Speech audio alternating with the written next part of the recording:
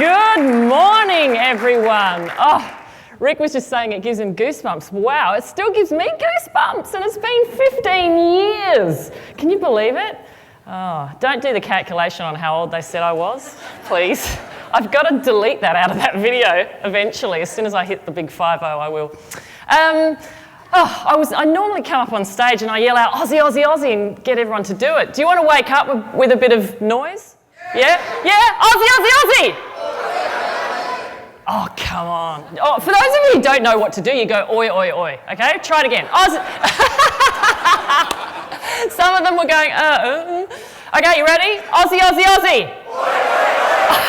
That was amazing. I should take you back home because that was louder than I get back in Sydney. Believe me, it was. But first of all, look, I just want to say thank you for you guys coming this morning. I know that it was a long day yesterday. Who was out last night? Anyone out last night? A few hands are going like this. How much sleep did we get last night? 8 hours? Hands up if you got 8 hours sleep. Oh, a few people. 7? 6? Oh, a lot of 6. 5? 4? Oh, 3? Not pointing at anyone. 2? Oh, 2. Scott got 2. And he did a great presentation this morning for Infusionsoft. I forgot the name already there. I was still waking up. I was up at about probably 3:30 this morning, and I've been up since then, still trying to get rid of the jet lag. But first of all, I just want to say, while I was lying awake, I was thinking, you know what? I'm just incredibly grateful that this amazing company has flown me across the world to share my story with you guys this morning. So I just want to thank NPE for bringing me out here. It's really special to come out here because 20 years ago, I came here, and this is pretty much in San Diego, where my beach volleyball career began.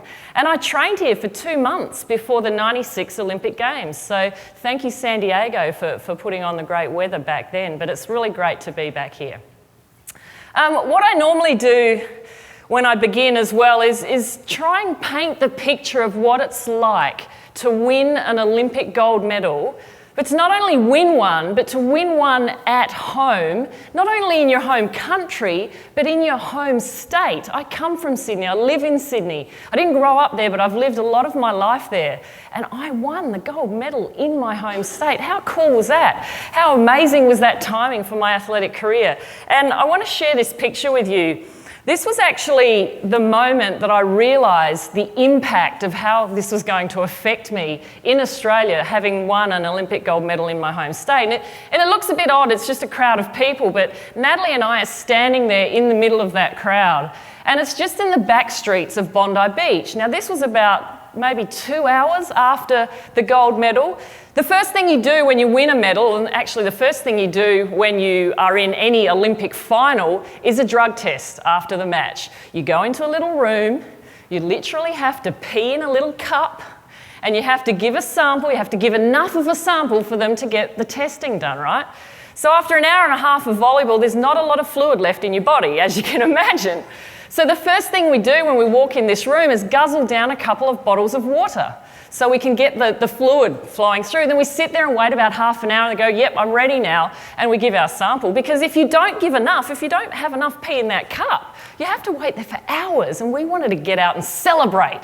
So we had our water, and then Channel 7 was the network that was doing the interview, and they wanted to get us away from the beach. There was too much going on down near the stadium, so they took us into this side street to do this interview. It was a live interview to the nation, the first time we'd ever done one live to the nation. And there we were standing there with the TV crew, and all the people from the houses in that street came out, and they're all surrounding us. And all of a sudden, we're about 10 minutes, 15 minutes out, and that water that I drank was starting to make its way through my system. And I'm standing there waiting, and I'm thinking, I'm not going to make it. I need to find a bathroom. And we're standing in the side streets, and I looked around and I thought, surely someone here has a house. So I looked at this lady and said, excuse me, have you got a house around here? And she said, yeah, just across the road. I said, can I quickly go and use your bathroom? She said, yes, come with me. And we ran across the street. And I got into her house, went to the bathroom, and the moment I realised what it was going to be like, having won an Olympic gold medal in my home state, my home country, was when I walked out of that bathroom, she looked up at me and she said, "Oh, I'm never going to wash my bathroom again." And I swear to God, that was the moment I went, "Oh my God, I'm famous. This is so cool." But yeah, it was pretty cool, and I'm just so grateful that I can now share, I guess, the stories and the gifts that I've learnt, the things that I've learnt along the way, because at the end of the day, it's not just the gold medal, it's who you become. It is the journey, and you hear it all the time. It's not about, the pot of gold at the end of the rainbow. It's about the journey, but it actually really is. It's who I've become and what I've learnt from that journey, and I'm going to share that with you today. But to fill the picture in, to see where I started, I actually started by playing indoor volleyball. Knee pads, socks, smelly socks, shoes, playing on the hard floorboards. I actually fell into sport by accident. I was already 6 foot tall at the age of 15. I was teased for being 6 foot tall, so I was quite a shy, skinny, tall, gangly young lady. And at the time, sport was fun, but I didn't have this kind of vision of going to the Olympics like Natalie, for instance. Natalie Cook, my beach volleyball partner, she swam when she was young, and she saw the Olympics on TV at the age of 10 years old and thought, "I want to be in the Olympics one day," and that was her dream. But I hadn't had that dream yet. I kind of fell into sport by accident because my brother came home from school one day and he said, "Kerri, we've got this game of volleyball. We need 6 people to stand on the court when the whistle blows." He said, "Once it's blown, can you just step out of the way so we can play the point?" Him and his mates. And I thought, you know what, I'll do that for you. Plus, I liked a couple of his friends. They were quite cute. So I thought I'll go to the recreation centre and I'll stand on the court, I'll help him out. And that was how I was introduced to sport. So you never quite know when the next thing, the next passion that you might develop in life is going to come up. It could be just around the corner. So I went out that night and I played, and I actually stayed on the court and I hit the ball a couple of times, and my brother said, "Wow, you're 6 foot tall, you're reasonably coordinated, maybe you could play this sport." And he invited me to his club team, and then the coaches saw me and went, "Oh, come and play. We really like tall girls, and we'll teach you how to play the sport." And they were patting me on the back for being tall for the first time in my life. Normally I was being teased, and now I'm being patted on the back. So I grew more confident, my shoulders went back. And I thought, "Oh, I like this." And so I stayed on the court. And then the state team coaches said, "Come and play in the state team, and then come and play in the national team." And all of a sudden I was wearing green and gold, and I was travelling around the world as an 18-year-old representing Australia in indoor volleyball, and it was just amazing. And I did that over the next 10 years. I studied a little bit, I worked a little bit. I didn't go to university. Shame on me, I didn't get to university because I was playing sport. I was at the University of Sport and Life. And I learnt so much on that journey and during that travel. But that 10 years, it taught me a lot, but it all came down to one moment that completely changed my life. It got to the point where I was one of the best players in the country, and I'd played internationally as well. I'd played professionally in Italy, and I was at the national championships in Melbourne. I was representing New South Wales, and I was on the right-hand side of the court, and I was just about to spike this ball straight down the line. And at the last minute, I changed my mind and I went, "I'm going to hit it this way." And I still almost remember that moment, being in the air, having that quick decision change. And as I hit it, that ball was blocked. And as that ball landed, I thought, "I'll get that." I landed, I twisted, full force. My total body went this way, but my foot stayed facing that way. And I completely ruptured my cruciate ligament. I completely ruptured my medial ligament. I wrecked all my meniscus and my cartilage.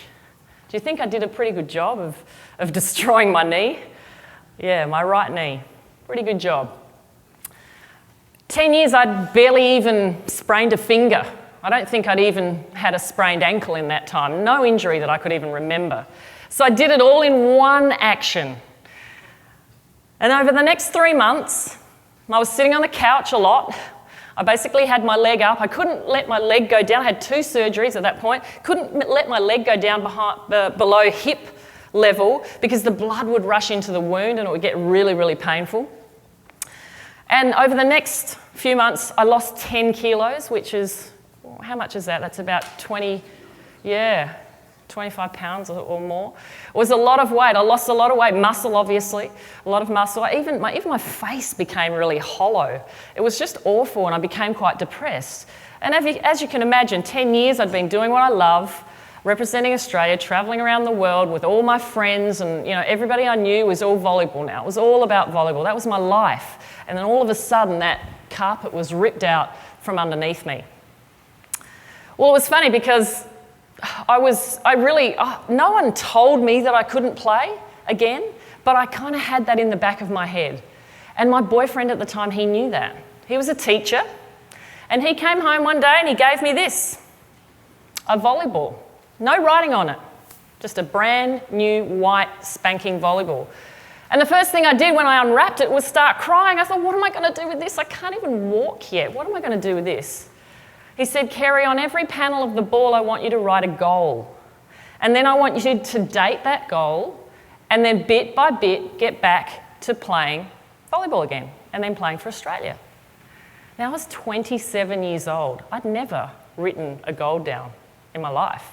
I kind of knew what I wanted to do, but I'd never written it down, let alone put a date on something. So I got a marker out, I got the ball, I didn't have anything else to do, I was sitting there, pretty boring. I got the ball, I got a marker, and I started filling it in, and I thought, okay, I'll get the stitches out in January. Back then we had the stitches mainly on the outside. Stitches, what are stitches? We don't have stitches anymore. Oh yeah, we have little ones. But this wound, I had an incision that was probably 6 inches long. And I knew that everything would be okay to go in the water by January. So I thought the first thing I would do is put a float belt on and just get in the water and move my leg. And then I thought, okay, well after that I'll be able to just do little hops in the water. And then I thought, okay, after that I'll be able to jog. Won't I? Who's had a knee injury? Anyone had a knee injury? When does jogging come along? Yeah, a year later. The funny thing is, at the time, because I'd never had an injury, I had no idea how to do rehabilitation. I had no idea what the steps were going to be to get better and get me back on the court. So I just started filling it in willy-nilly, thinking, okay, I'll be able to do this, I'll be able to do that, I'll put a date on it, let's just see how we go. So that was the first step. In February, he came home, he said, what are you doing this month? And I said, well, riding a bike. That's what it says on the ball. That's what I'm supposed to be able to do. So he went out and he got the bike out of the shed, dusted off all the cobwebs and the dirt that had collected. He made me get on that bike. I remember having a dress on or something like that. Get on that bike and just ride it up and down the driveway to help me complete that goal. That's pretty cool. So the first thing there is, put it out there. Let people know what you're trying to achieve, because you just don't know who's going to be able to help you.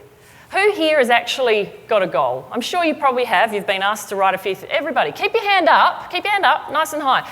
Keep your hand up if you look at it once a month, once a week, once a day. Ooh. That's fantastic. That's really awesome. And I'm not surprised because you're all entrepreneurs.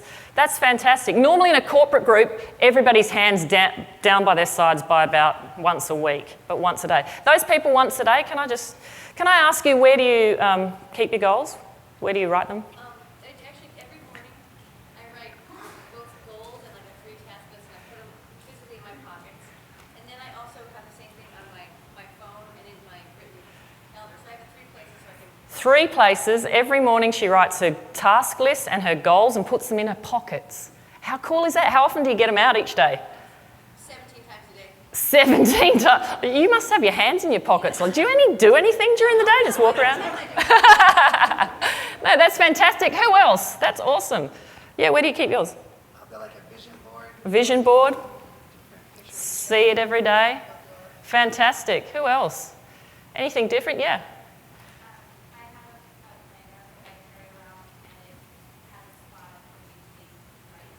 A planner, so you look at it every day when you see what you've got to do that day. Anything else that's really different? Yeah? On the mirror in the bathroom. I love that one. So when you're grooming your hair. Oh, yeah.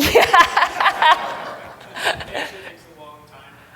Takes a long time to do his hair. I didn't say that, he did. Yeah, awesome. So what do you write it in? Like, you don't use a permanent marker, I hope? 3x5 card. Like a little card and you stick it up. Fantastic. Anybody else? Yeah. I have it as my cover on my telephone. Cover on your phone? Yeah, I took a picture of it, so every time I look at my phone, which is 30, 40 times a day. Yeah, 30 or 40 times a day he sees the picture on the cover on his phone. Awesome. Anything else? I've heard of, yeah? Mine on my wall. On your wall, at home or at work? At work, so you're looking at it all day. Fantastic.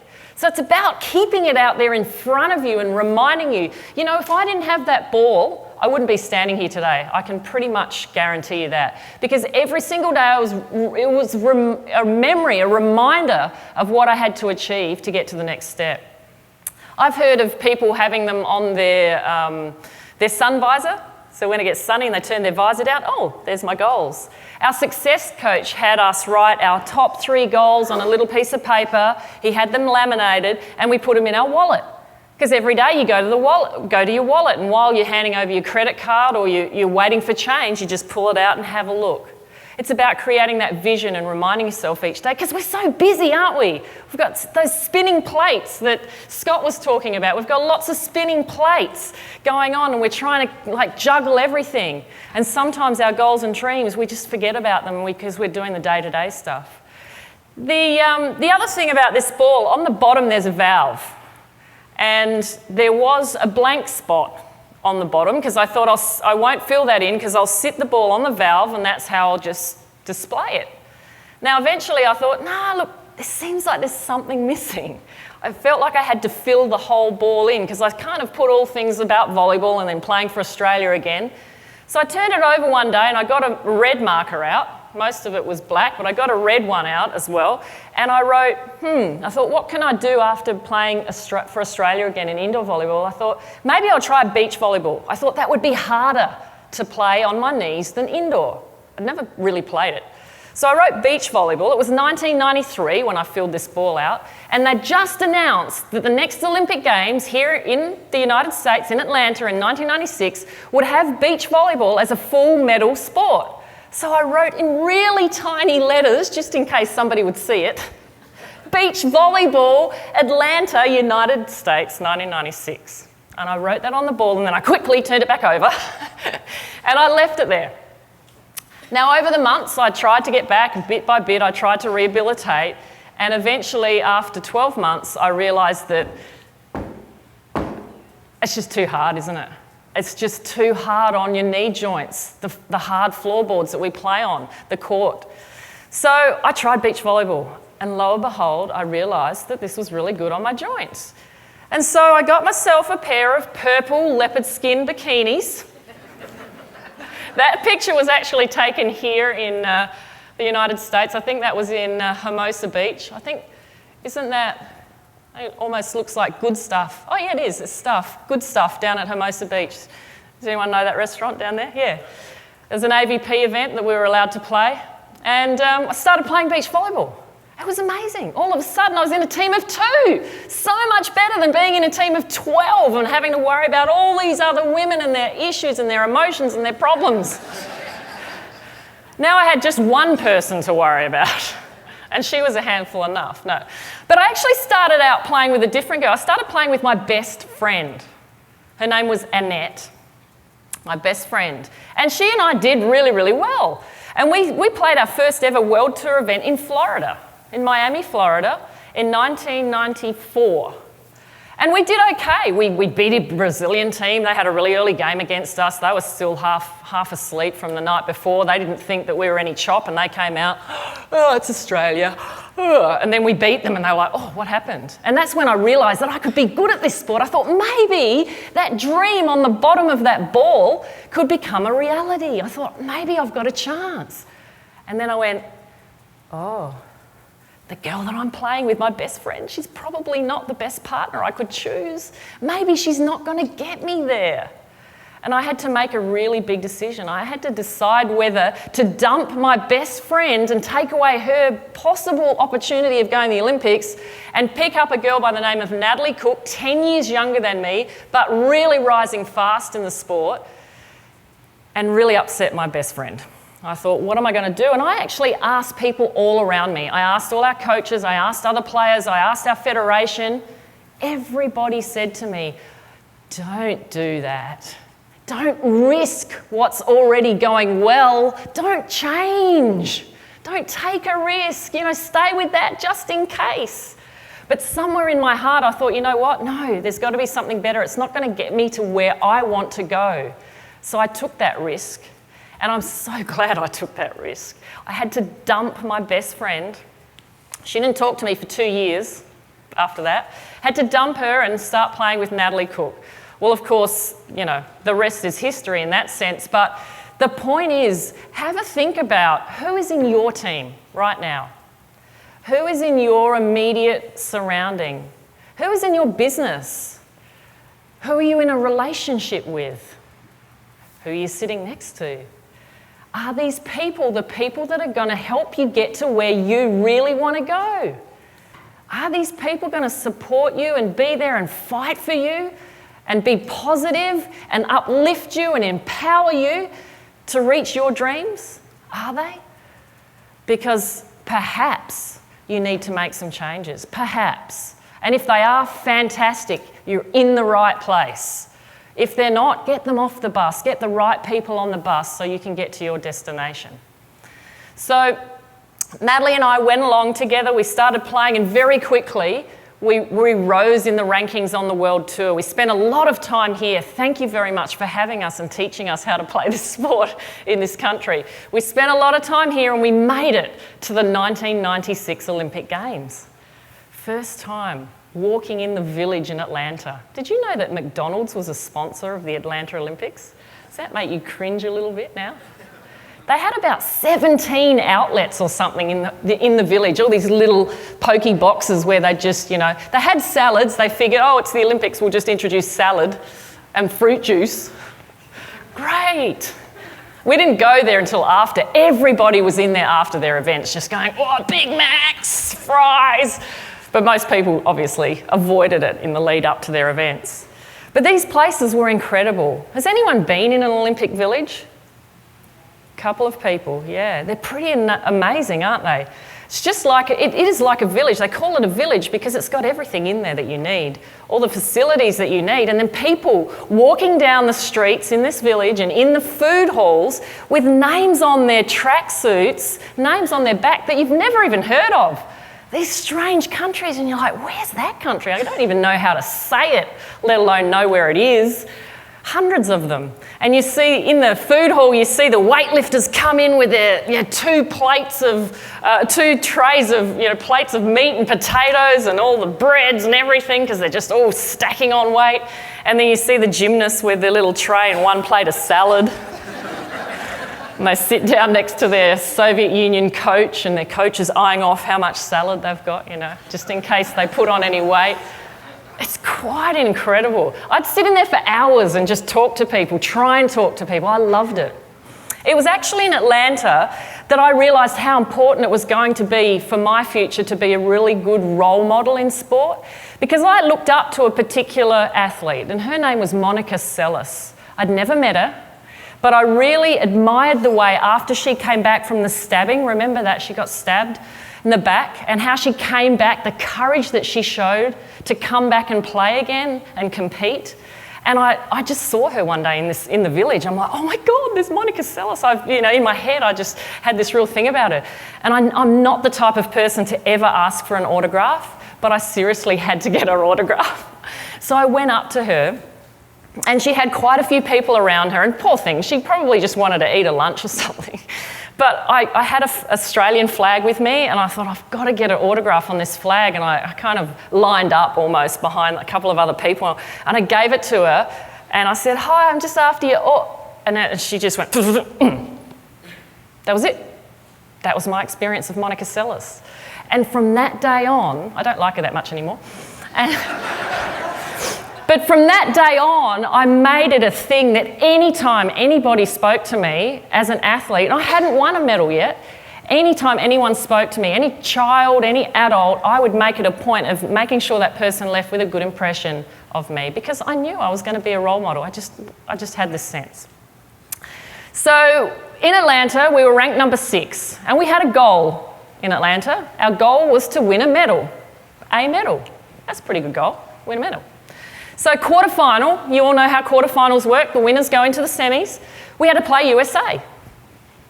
Best team in the States. The team that they said was going to probably win the gold medal. And we had them in the quarter. Bad draw. We had an outside court. We're on court 2, so we didn't have the biggest crowd, but we had a big crowd. And everybody's just chanting, USA, USA. And Natalie's dad's in the corner going, Aussie, Aussie, Aussie, oi, oi, oi. Couldn't even hear him. And somehow, like, it was a tough game, but emotionally, but somehow we got through and we beat the team. Sorry, we beat you in the quarterfinal. Not you, but, you know, your team. And it was a pretty amazing thing because, wow, we're really now in for a chance of winning a medal. That's our goal, to win a medal. We're in the semi-final. And we had to play a Brazilian team the next day in the semi-final. It was a number 2 Brazil team, so it wasn't their strongest team. We'd beaten them quite a few times. So we had a really good chance because, as you know, you win the semi, you get into the final, that's gold or silver, guaranteed. But then we started to think, what happens if we lose the semi? Ooh, we could come 4th. We could come 4th. What happens if we lose? We could come 4th. 4th, 4th, 4th, 4th. And our head just started to fill and fill and fill with all the negative things, all the things that could go wrong. And we stepped out on that court. I don't know what was going on. I don't know where I was. I was obviously on Mars because 15 minutes it took and they absolutely thrashed us. Thrashed us like we'd never lost to them before. And we'd beaten this team before because we were completely focused on what happens if we lose. Don't lose. How many times have you been focused on the worst possible scenario? Yeah, be honest. And what happened? Did it happen? Generally, because what you focus on is what happens to you. So it was just such a massive lesson that we learnt that afternoon. We didn't realise it till months later because all we could think of after coming back from that match was, what are we going to do tomorrow? We're in the bus on the way back to the village. Natalie's chin was on her chest. She couldn't literally not look us in the eye, myself and our coach. And she was really depressed. And I don't know why, she thought it was all her fault, and it kind of was, but no, it wasn't really, just kidding. But she was really bad, and we thought, okay, now she loves a massage. She loves being looked after. We said, go and have a massage. Go in the massage hall. Go in the rooms with all the other athletes, the Australian athletes, and get looked after, and then come out and we'll have our meeting for tomorrow to try and play off for the bronze medal. So she walks into this massage room. Normally it's just like humming with athletes coming in, getting their rub downs, getting stretched, getting taped, and they've got doctors and physiotherapists and chiropractors and osteopaths and nurses and everything. This is just the Aussie area. They've got everybody to look after you. She walks in. Empty. It's empty. There's no one in there, not even a therapist. All the tables are empty. She's like, where is everyone? She's about to start bawling. And just around the corner, she hears this noise and she thinks, what's everyone doing over there? She looks over. They're all crowded around this TV set. Because that night, swimming in the men's 1,500 metre freestyle final was an Australian by the name of Kerri Perkins. Now, Kerri Perkins was a pretty hot swimmer. He'd won a gold medal in the 1,500 metre at the previous Olympics in 92, and he came back and he was hoping to do it again in 96.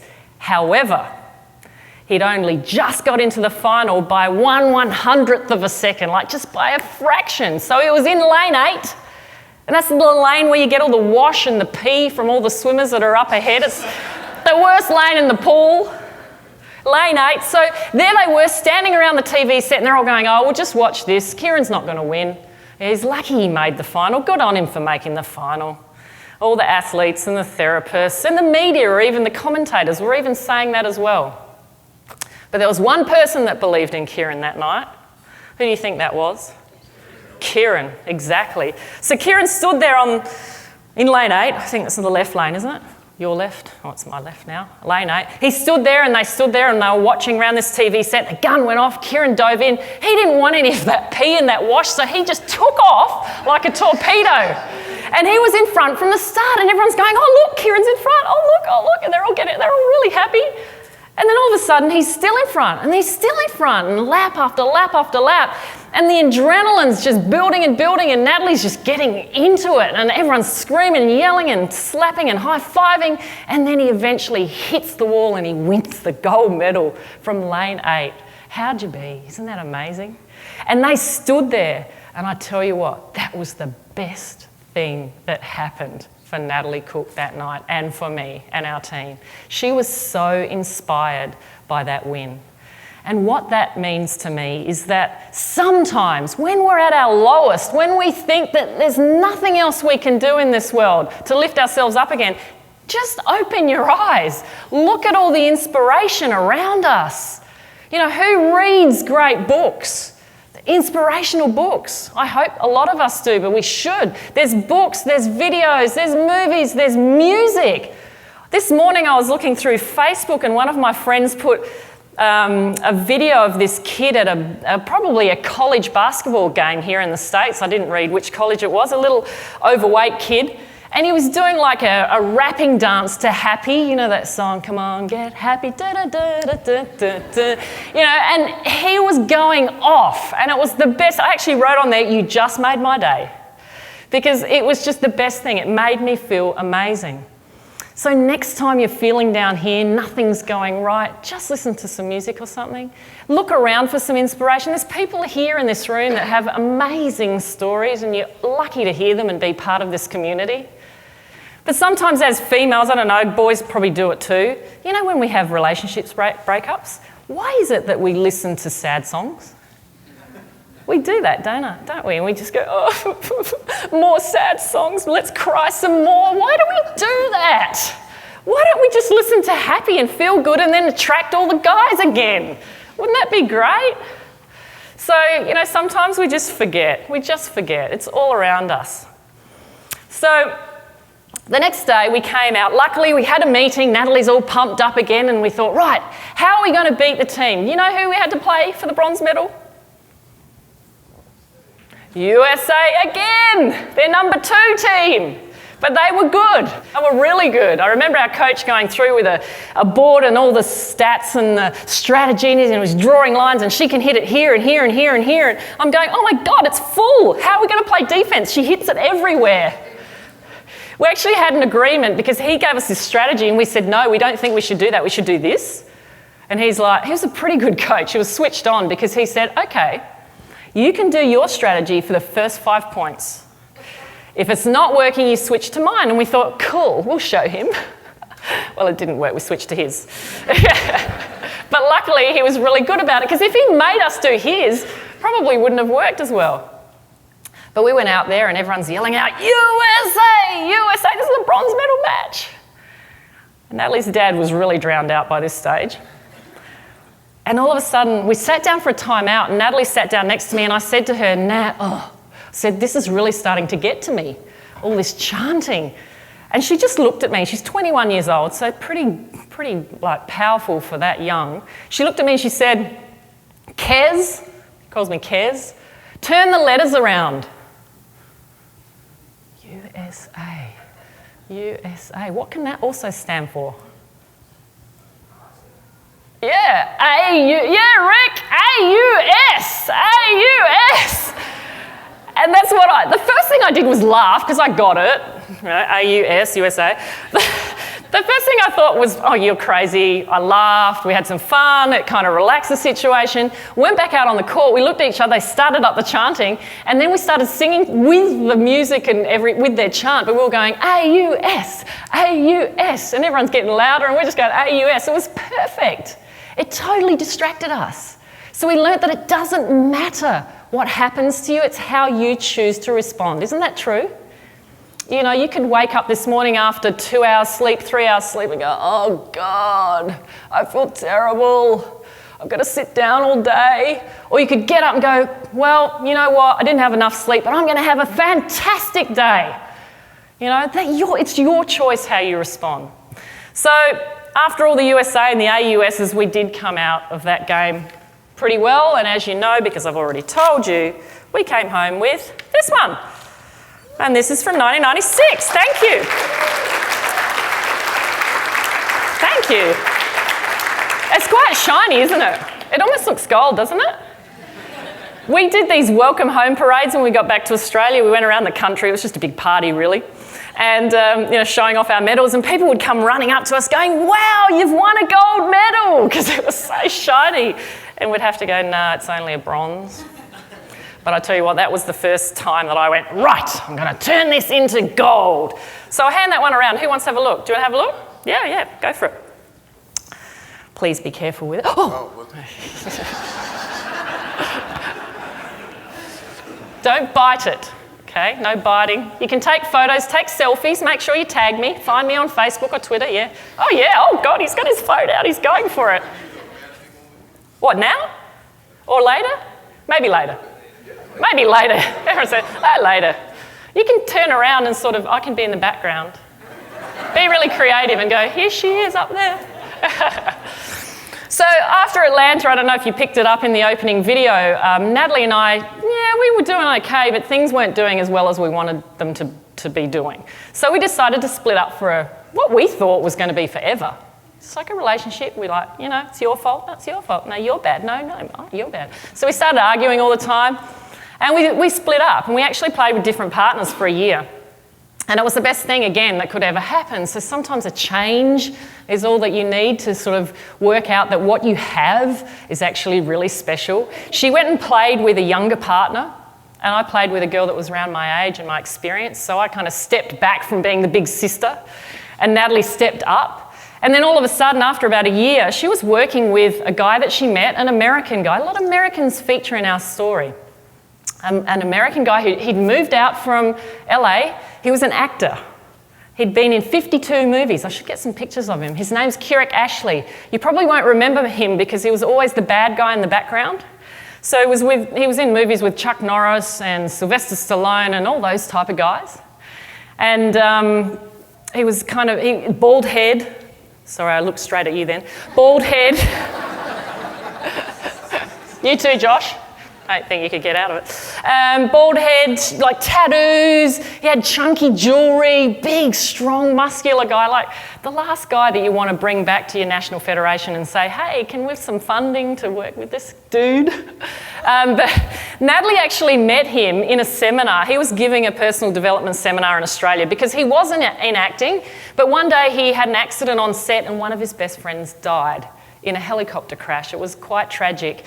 And from that point on, he really started to evaluate his life, and he was already interested in personal training, and he used to do work with Tony Robbins. So he learned how to conduct firewalks. So he thought, I could do this. And he came to Australia to pursue that as a career. And Natalie met him at a firewalk seminar, and she's sitting in the front row. It wasn't long after the Atlanta Olympics. And part of his speech, he said, no one remembers who comes second or third. It's all about coming first. And Natalie's still like running around with the bronze medal in her pocket. Hi, I came third. She really connected with him, and she thought this guy could really help us, her and her other partner at the time, win a gold medal. And so she went up to him at the end of the seminar and she said, hi, my name's Natalie Cook. You probably don't remember me. I came third at the Olympics. I'd really like to work with you. Is there some chance we could get together and talk about it? And he said, yeah, that sounds like a good idea. And straight away she said, oh, do you have a card or something? I'll give you a call. And as they were shaking hands, he pulled her towards him and said, Natalie, if you want to make a change, if you want to do something, if you want to just hit it and get to the next level, do it now. Do it right now. Let's go and have a coffee as soon as I'm finished. She was like, oh, okay. And that's what they did. They went away and they had a coffee, they got together, they talked about it, and he started working with her and her new partner. And all of a sudden I was hearing all these stories about her doing all this firewalking and walking on broken glass and crazy stuff. And I thought, what's going on there? And then I watched her level of competition and her maturity and her confidence and everything just start to rise. And I thought, oh, I want to play with her again. She's looking good. So we decided to get back together again. There's my Atlanta Olympics picture after we beat the United States. We'll get past that.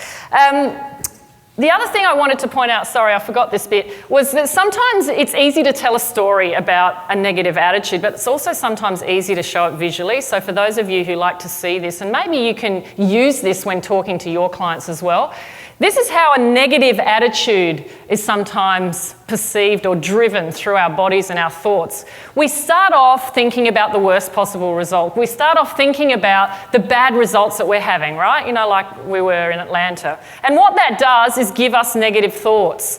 And then those negative thoughts become negative emotions, which create negative actions and behaviours, which in turn create more negative results. Does that make sense? You see the cycle, and it's only because we start focusing on the bad stuff that's happening in our lives. Now, the switch that we made in Atlanta and the switch that you can make anytime, you don't have to be in the gym and train to do this for hours and hours and hours. You can do this right now, is just start thinking positive thoughts. Like we said, use the inspiration because that'll create positive emotions, which will create positive actions and behaviours, which will create positive results and more positive thoughts. Does that make sense? It's just a cycle, but we can choose where to step into that cycle at any time. So I thought I'd just share that with you, and I love the way our success coach kind of pointed that out to me. It really made sense to me when I saw it like that I could actually choose to be focusing on results or start on my positive thoughts. Do you know there's a way of changing how you think into a positive thought, which is a physical thing? Can you think of one thing you could do physically that makes you smile and happy? Does anyone know what that is? Just an action? Apart from a smile, what could you do to make a smile? A real smile? Because we can all smile but not mean it. Don't get that on video, it's probably really bad. Do you know, our kids do it. This. Skip. It just makes you happy. Yeah, you're going, yep, it does. I do this for corporates. I say, next time you're feeling bad in the office, just start skipping. I bet you everyone will laugh. Big man in a suit skipping through the office. Everyone will laugh and the whole situation will change. It's absolutely true. Skipping is one of the physical things that can make us feel that way. Anyway, here is our success coach in the middle, the man that I've been talking about, the actor, the crazy bald American dude, which I used to call him. You can't see his tats. He doesn't look too muscular there. Harry High Pants. Nice shorts.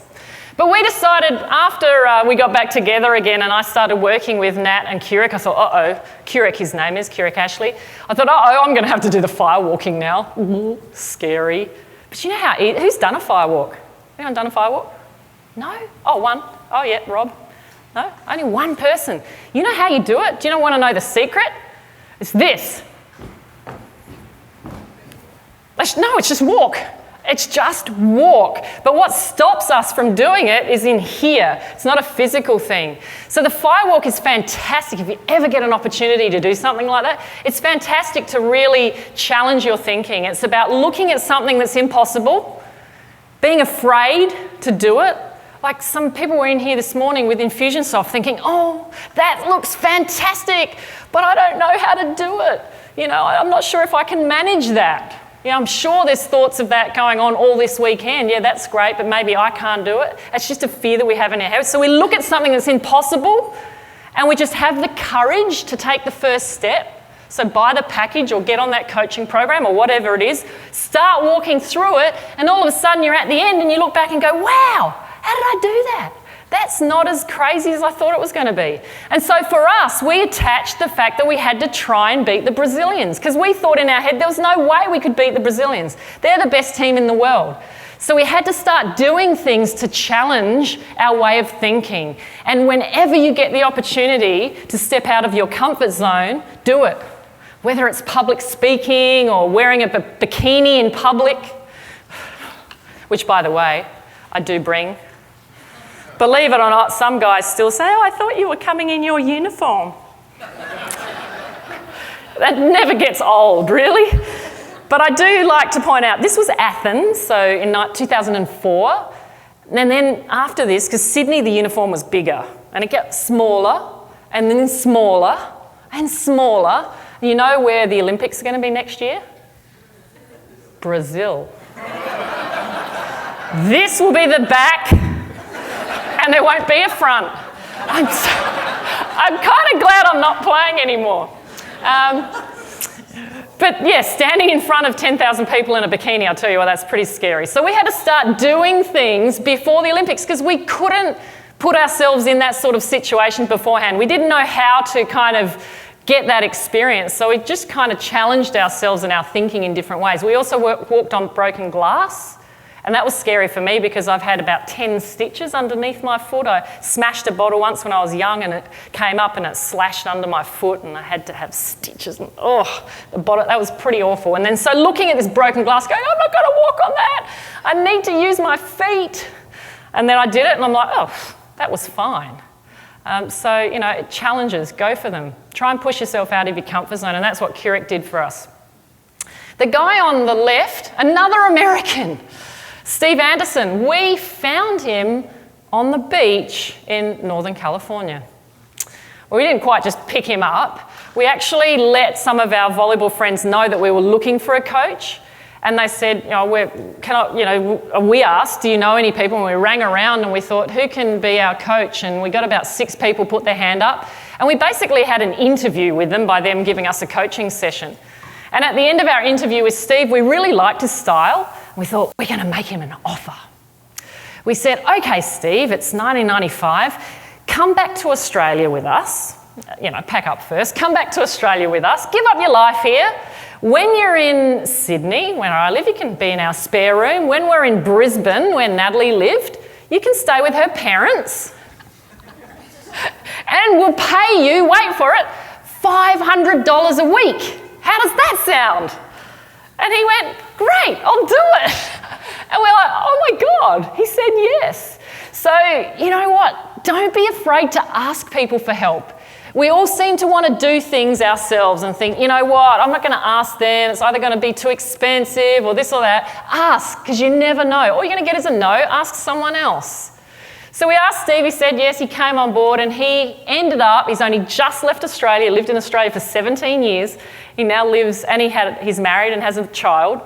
And he now has gone to Canada and is coaching the Canadian women's national beach volleyball team. So we changed his life by asking a simple question. So whose lives can you change? By asking a question. And then the guy on the right, don't judge a book by its cover, but he was our personal trainer. He doesn't quite look the part, I know. He was a little bit overweight then, but I tell you what, he knew his stuff. At 35, after 4 knee surgeries by that time, I had to make it to the Olympics. That was really the big key for me, is to manage my workload and stave off the injuries so, I could make it through to Sydney. So we put together a team. After Natalie and I got back together again, an A team. So again, who's on your A team? Who are the best people? If you want to achieve something, find someone who's done it. Obviously, you're in this community, which is fantastic. But when you go home and you're surrounded by the people in your town, who can you get on your A team to get you to where you want to go? We decided to give ourselves a name because every good team has a name. Chicago Bulls, LA Lakers, can't think of any more. They're the two. Pardon? Perfect two, exactly. So we gave ourselves a name, and I actually made it up. I thought, the Dream Team, that was a good name. And then in Australia, there was this, a quad of swimmers called the Mean Machine that won one year, the 4x100. So I thought, well, rather than reinvent the wheel, let's just do a bit of cut and paste. Dream Team and the Mean Machine, let's be the Dream Machine. And I figured it was our dream to turn our bronze medal into a gold medal. So that became our team name. It was pretty cool. We did a lot of great stuff. Apart from challenging ourselves with glass walking and fire walking, we also did blind rock climbing. Crazy stuff. We did these campouts where we'd hide in the bush and our coaches would be like giggling, men, under bushes with whistles, and they'd be blowing a whistle and we'd have to try and find them in the dark. And then, all sorts of crazy fun team building stuff. We made it fun. But the best thing we did was this. Now, you're all going to get a copy of this in a moment, but I'll take you through it. This was our plan, and this is what I believe was the secret to our success. The reason we called it our Gold Medal Excellence Plan was this, and this is a big thing right here. The reason is because when we went to Atlanta, our goal was to win a medal. What did we come out with? Bronze, the third medal. So we got a medal. So be careful what you wish for, but we had a chance there to go higher. Going into Sydney, when we sat down and said, what is our goal for Sydney? Our coaches asked us, and we said, well, obviously it's gold. I said, hang on a minute, what happens if we don't quite get it? What if we get a silver or bronze? What can we go for that's more than a gold medal? And Natalie said, what about a platinum medal? It's more expensive than gold. And I went, yeah, I know what you mean, but there's no such thing. So obviously when you set your goals, go high, go for something that actually is real. So then we gave it a bit more thought, and what we ended up coming up with, what our goal was for the next couple of years, was to live our lives with gold medal excellence. And what that meant was that in 1998, we became Sydney 2000 Olympic gold medalists. In 1998. Do you want to know how we did that? Just by imagining we already were.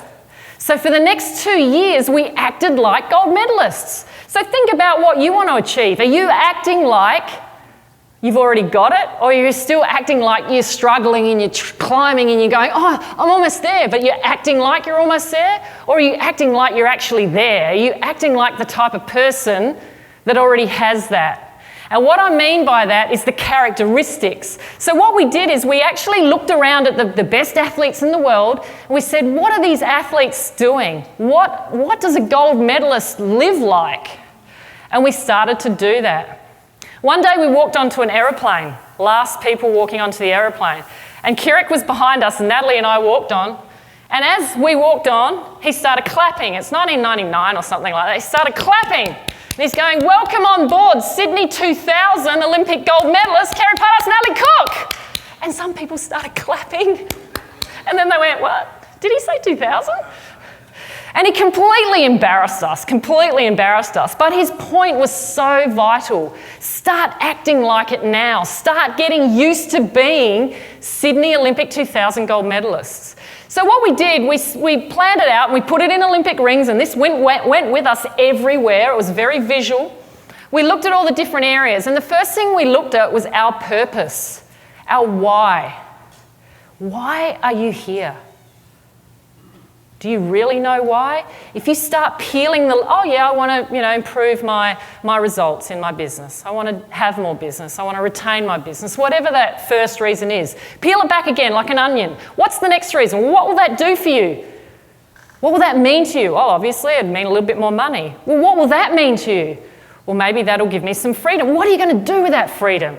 Well, obviously that will mean I can spend more time with my family. Now we're finding out the real reason why you're here. So Kerri said to us, why do you want to win an Olympic gold medal? So we started to think, and we ended up writing this down, and we started to think of things like to have a better quality of life, to self-discovery, to become improved individuals because of our shared experience, to create new and better opportunities, to heighten our profiles, to greatly increase our income. Still waiting for that one. It actually started off to increase our income, and then we went, no, let's greatly increase our income. Let's push for higher. Just to have the satisfaction of accomplishing that goal, to become better at our craft, to make friends around the world, to do what we love and get paid for it, and then at the bottom to enjoy the journey. We figured these were the reasons why we wanted to win a gold medal. This was so powerful back then. This was our motivation. When we lost matches, when we lost tournaments, when we started to fight, when we thought, what are we doing this for? Get a life, things aren't going so well. We went back and had a look at this and we thought, you know what? This is why we're doing it. These are the reasons. So what are your whys? Who's ever done an exercise and written down why you want? Great. Half the room, great. Read that just like you read your goals. I'll tell you, it's great motivation. The other one on there which I wanted to point out was inspire and lift others. Is that on there? Yeah. Inspire and lift others' hopes and dreams. Where is that? Our purpose is. 7th from the bottom. Oh, yeah, there it is. Yep, to inspire and lift others' hopes and dreams. So back then we were already visualising and thinking that Natalie and I would be walking around on stages talking about what we did to win a gold medal. That was one of the reasons why we won it, and look, here I am. So that was pretty powerful. The yellow one, code of conduct, that was basically the rules that we needed to abide by, our rules.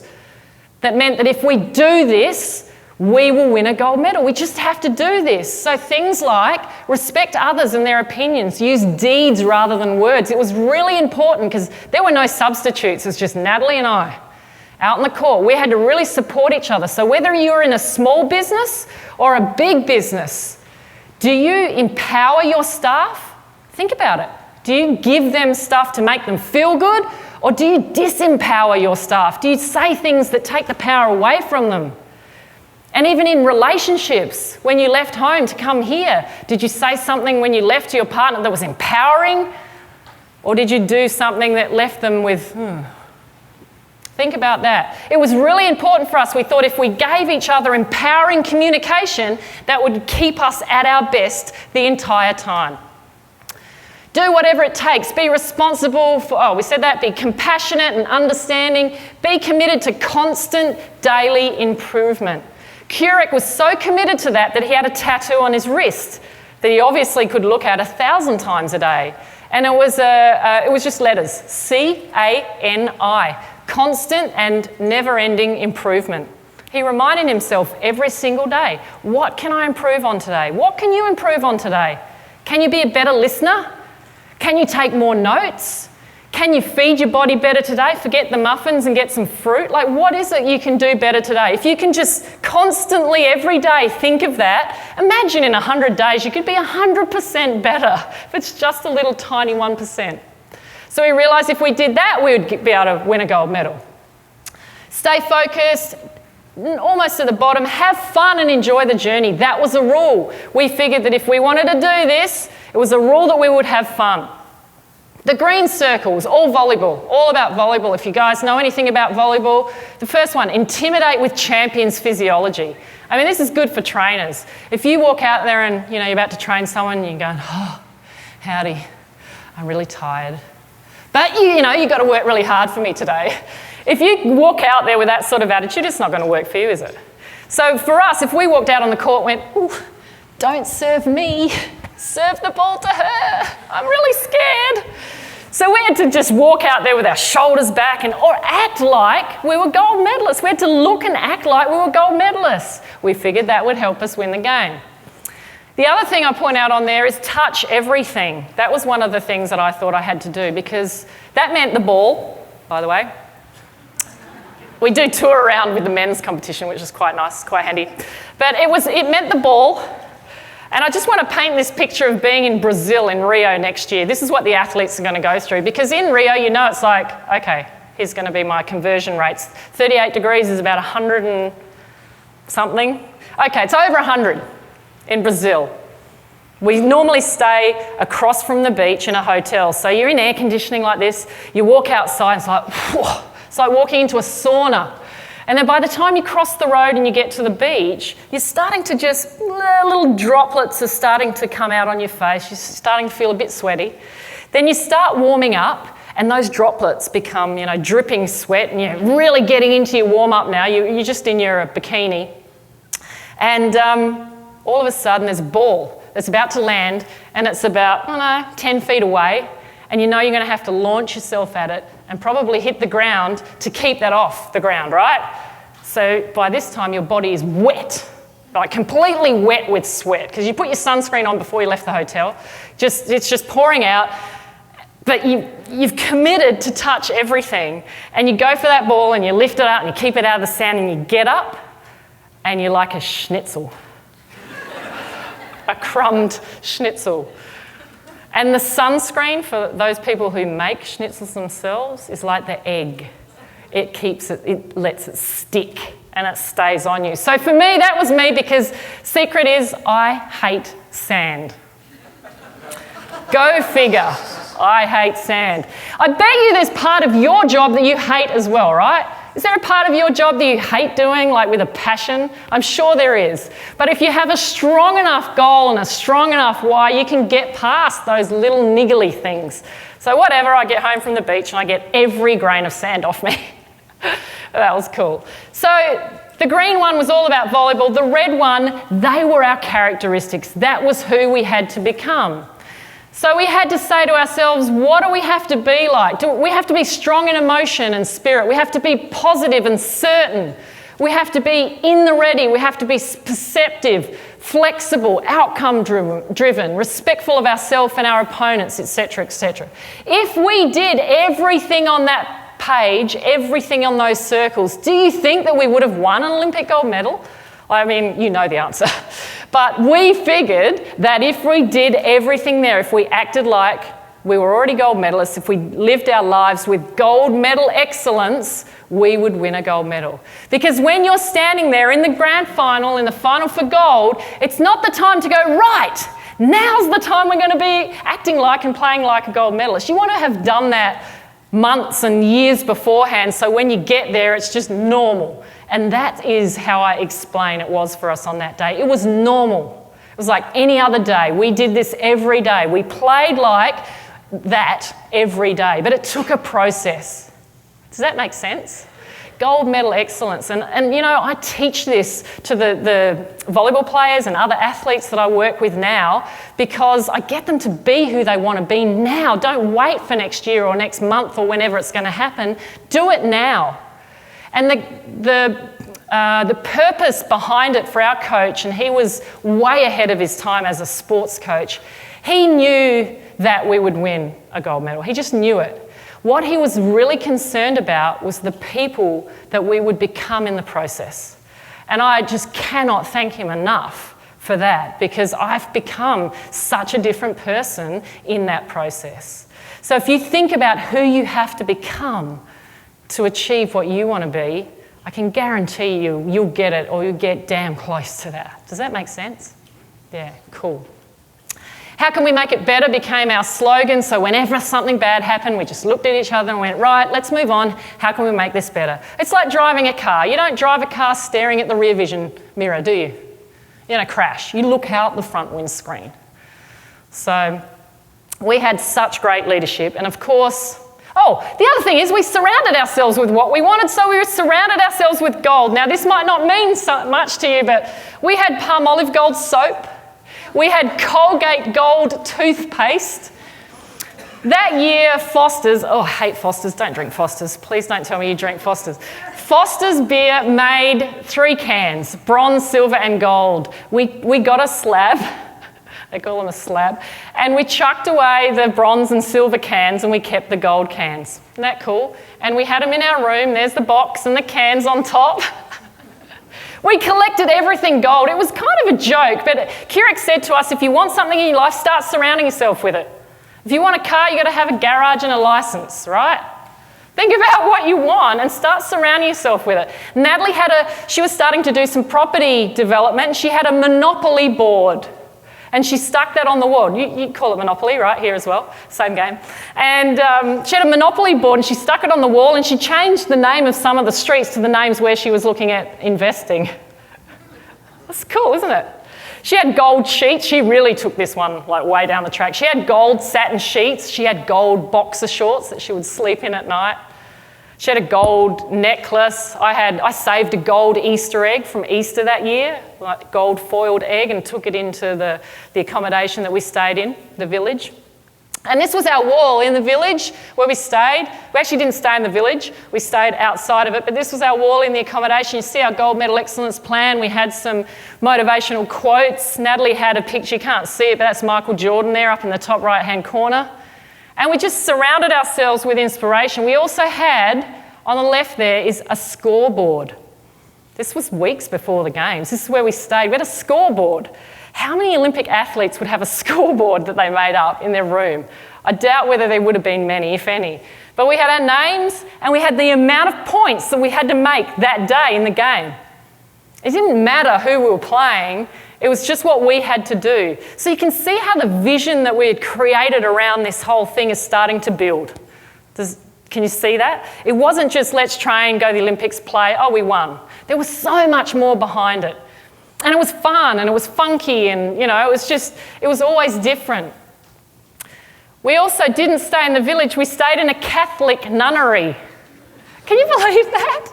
There wasn't enough room at Homebush where we had the Olympic venue, and so we stayed near Bondi Beach in this little nunnery with the cyclists because they had their event out there. The Olympic Committee kind of took it over, but the nuns would line the driveway. This was them. I took this picture out of the bus. They would line the driveway every day and wave us off to Bondi and say, "Good luck today, girls!" Their little Aussie flags. And I'm sure they prayed for us. Look, she's praying already in the front. So it was pretty cool. And then finally, the dream became reality. And I'm sure you've been waiting for me to pull this one out. And there's the real one, the real shiny one. Thank you. I have been handing this out for the last 15 years. Just last week, you're the first group that's seen this, I had it resurfaced and I had a new ribbon put on because Natalie had it done about 2 months ago, and I put my medal next to her medal at a function a few weeks ago and went, "Oh my God, my medal's filthy." It was filthy. And I thought, oh, I've got to get it done, so I had it resurfaced. So I'm going to hand this out. Before I do, who wants to experience what it's like to stand on a podium and have a medal put around their neck? Oh, okay, sir, you put your hand up first, I think. Yes, you in the beautiful blue shirt.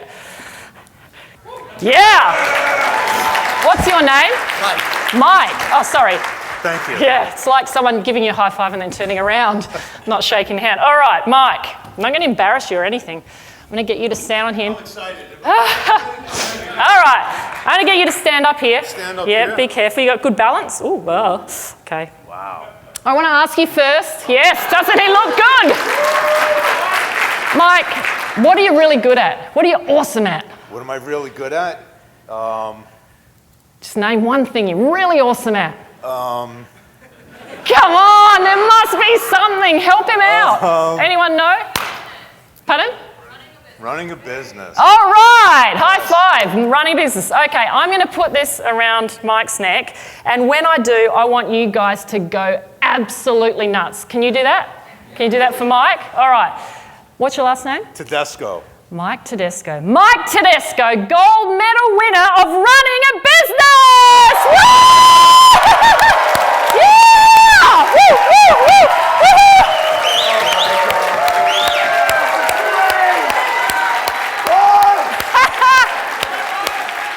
You! All right. Oh my God. You okay? How did that feel? Unbelievable. Yeah. Times that by about 10,000 and that's what it's like to win a gold medal. Oh, thank you so much. Oh, you're welcome. Good work. my You're a God. good sport. Well done. Here, you can keep that and show it around to your friends. Wow. And don't bite it, Mike. It is real gold. So what do Olympic gold medalists do after they win an Olympic gold medal? Well, if they're anything like me, they become a serial entrepreneur. Pretty much a serial entrepreneur. I didn't want to go back to work. So over the last few years, I've found everything I could possibly do to earn an income. Obviously speaking, it's been fantastic. But I've also coached beach volleyball athletes. I'm going to be mentoring in June in Korea for 3 weeks at the World University Games, 200 Australian athletes and me. I'm going to be the peak performance mentor. That's my official title. And I'm going to be there with these athletes, and I'm hopefully going to be able to help them through what they're going to be going through. So that's going to be cool. I've written a book, The Business of Being an Athlete, which I believe all, if not some of you, will be receiving today, which is fantastic. And I just want to say that there is someone else in this room that also wants to write a book. So I'm going to put him on the spot, and I'm going to ask him when that book is coming out. Kevin? All right, let's give him a clap. September of next year. He put a date on it. I asked Kevin last night, what are you doing these days? And he said, I'm looking for a new project, da-da-da-da-da. And he just happened to mention, I'd like to write a book. And since then now he's put a date on it. Have you got a title yet? You'll have to think that one up too. But you know what? You've got to put it out there. You've just got to put it out there, put your goals out there. Who knows? Someone here might come up to Kevin later and go, I'm going to buy your first 100 books because you know so much. If you don't know Kevin, go and ask what he's done. He's got an amazing background. And the other thing you probably realised I do is I'm standing out there by an isogenics stand. So what is an Olympic gold medalist doing with isogenics, you might ask? Well, about 2 years ago, I started to think, wow, I've had a great career in speaking. This has been really awesome. But I started to think, what happens when the phone stops ringing? What happens when people stop wanting me to stand up here and pay me to do this? I have a house with a big mortgage in Sydney, one of the most expensive cities in the world.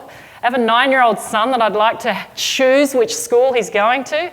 My husband has his own business. Who knows where that's going? As you know, it could go this way or it could go this way. And I was starting to lie awake at night and seriously worry about our future. You know, I was doing well, but I'm thinking, I'm nearing 50 and I just didn't know where the future was. I didn't have any security. And someone started knocking on my door, and that was Natalie Cook, my beach volleyball partner. She said, you've got to have a look at this business opportunity. Network marketing, Isagenix, it's a great health and wellness product. Try it. So I tried it. Within 30 days, I lost 5 kilos. Great, I'd put on a little bit of retirement weight over the last 10 years, and it dropped off me very quickly. I became healthier and happier than I'd been for a long time. And then I started looking at the business opportunity. So the reason I'm here is because I think this could be a great business opportunity for you guys. Who already uses Isagenix and recommends it to their clients? Oh, 1, 2, 3, 4. So these guys obviously are great examples. So there's still a lot of opportunity here to do that. I was given this box. The products come in this box. They land on your doorstep and you go, whoa, Christmas. And you open this box and it's full of all these great products. But it wasn't about the products. The products just speak for themselves. Fantastic. I've had them looked at by my nutritionist friends. They're awesome. What comes in this box is an amazing opportunity. And for me, it was the opportunity of creating security for my future. And it's also given me something else. My husband did the 30-day cleanse, and it's given me the guy on the right. All right. I challenged him. I actually said to him on the left, he's okay looking on the left, isn't he? I challenged him and I said, because he had this Men's Health magazine, and he said, I want to look like the cover of that. And I went, really? I don't know if you could do that, Max. And as soon as I said to him, I don't think you could do it, that was it. That's all he wanted to hear, and he went and did it. He actually looks even more amazing. He's 46. He looks even more incredible. And you know what it's done? It's not just, that's not what the products do. It's actually also made him just become more motivated to train because he feels so much healthier. So if you're interested at all, I am building a new team, a new gold medal team. And I'm looking for partners in my team, and I'd love to chat with you outside. I'm going to be here for the rest of today and tonight, so I'd love to meet you all. So please come up and say hi. Anyway, I'll still say hi to you. Have a photo with the medal. And thank you very much, and all the very best of luck with your futures, and I hope to meet you all again soon. Thank you so much.